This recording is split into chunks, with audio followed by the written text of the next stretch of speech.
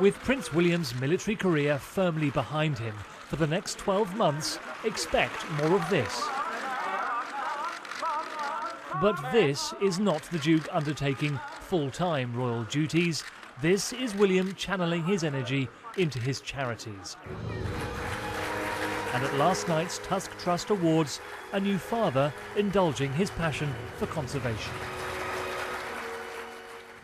As you might have gathered, Catherine and I have recently become proud parents of a baby who has a voice to match any lion's roar.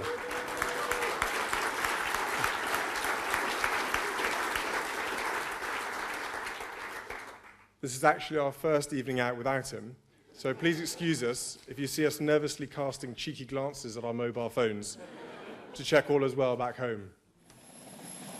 No pressure, Will, but every single star person in the world will probably be watching this when it goes out. Yeah, thanks, Ed. I really love that. The Duke's deployment in Anglesey as a search and rescue pilot was always going to come to an end. Many, though, expected the future king to continue in the military in some form.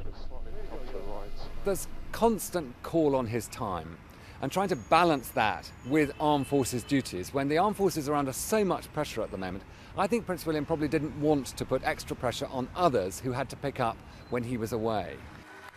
Which means those organisations he supports will now have his undivided attention.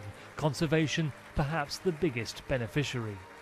It's that love of Africa. He's spoken about it many times. Africa is the place that he feels most at home. He can escape things. It's where he proposed. It's where he went on his gap year. It's where he found himself. And he's realised that the one big difference he can make out there is conservation. And all this suggests a return to Africa for the Cambridges in the near future, and an early introduction to a new continent for Prince George. Paul Harrison, Sky News.